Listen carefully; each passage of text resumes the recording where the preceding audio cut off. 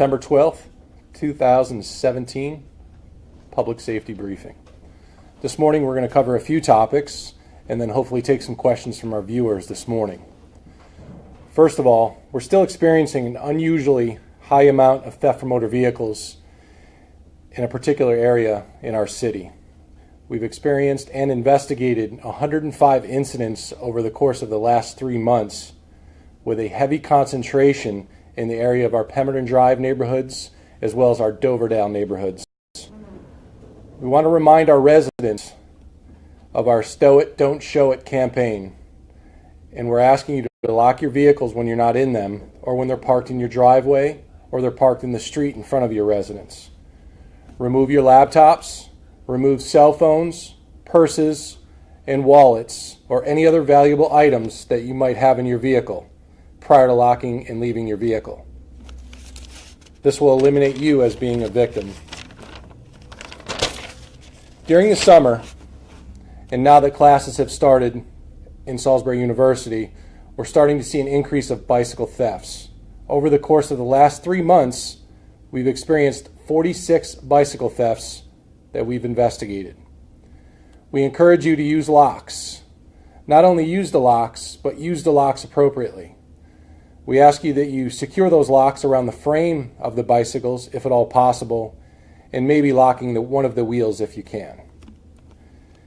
We want to direct you to our bicycle registration program that we have at the police department. You simply need to come in, make contact with our Community Affairs Division, and make the request to register your bicycle with the police department. We will generate a serial number, which will be affixed to your bicycle in different locations. We will photograph your bicycle, so if it is ever stolen, we will know exactly what we're looking for, and we'll have that information quickly. You can also go online to our website, www.salisburypd.com, under our Community Connection tab, and you can register your bicycle online. We're going to ask you certain questions as far as the make of your bicycle, the color, the model of it, and a serial number that you might already have on that bicycle. Take some pictures of the bicycle so that we can have those, and you can upload those photographs as well. Record any serial numbers that you might have so that you have that for future use. Over this past weekend, we've received several reports of disorderly conduct and loud noise reports. Those reports came in the early morning hours to the late evening hours over the weekend, specifically on Thursday, Friday, and Saturday evenings. The reports were made in the area of Pennsylvania Avenue, Camden Avenue, and Virginia Avenue. When the callers called in and they spoke with our dispatchers, they described college-aged males and females who were using obscene language and being extremely loud during those hours of the evening. By the time our officers had arrived, they were not able to locate these individuals. We want to remind our college students who are staying here during their course of education, as well as the residents that are living in these particular areas, be respectful of your neighbors and who lives around you when you're walking home either late at night or early in the morning from an evening of activities. This will go a long way. If anybody has any questions, we would be happy to entertain any of those questions at this point.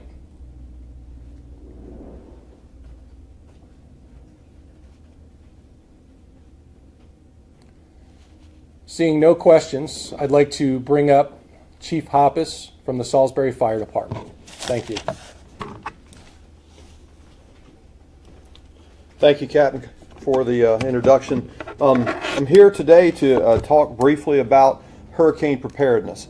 There are, for those who may not know, hurricane season peaks sometime in late October, August, and the peak ends sometime around late September. So we are right in the peak season for hurricanes. So there's still 2 months left in hurricane season for 2017. What I'd like to do is share briefly some of the information to the public that will help you be prepared in the case if we are unfortunate enough to have a direct impact hurricane, and sometimes even an indirect impact on our community. Threats from hurricanes include high winds, heavy rainfall, storm surge, coastal and inland flooding, rip currents, and tornadoes, all of which we have experienced from time to time in various degrees depending on the storm. The greatest potential for loss of life during a hurricane and this type of event, and to a loss of our property, is from storm surge and flooding. As a local watershed to the Wicomico River back to the Chesapeake Bay, Salisbury receives a lot of watershed from the lower shore as water finds its way back to the Wicomico River, and because of that, we experience some local flooding. And that flooding can occur even if we don't have a direct impact from a hurricane. So what I'd like to talk about is what can we do now before a hurricane actually occurs and before an emergency actually occurs. What can we do to prepare ourselves so that we can not have the fear of not being prepared for a hurricane? First of all, sit with your families and your friends and neighbors and prepare an emergency kit. That emergency kit should be for each individual family member to last 72 hours of food and water and other emergency supplies. Those emergency supplies could be flashlights and batteries, a weather radio and batteries, and anything else that is recommended for a family emergency kit. Another important part of our emergency preparation as families is to create a family communication plan. Now, that communication plan cannot simply rely on cell phones as the sole means for communicating with our family as we are in different locations for a possible emergency. Cell phones are going to be important, and they're going to provide a valuable resource for families to communicate with one another and hopefully to be able to allow families to reunite before and during an incident. If we're going to use cell phones, a recommendation would be to use text messaging over cellular phone calls. Text messaging is more likely to get through during a state of emergency because of its small bandwidth use on the cellular system. And cell phone usage for direct phone calls is likely to be, the system is likely to be overwhelmed and your calls may not get through. Another communications plan would be to talk to your family, including your children, about if they are in various locations, where you will meet with them. If there are specific places, for instance, if your children are in school, you may try to pick them up at school. If they are out and about, you might find a way for them to find a space that you all agree to so that you can all meet and be rejoined as a family.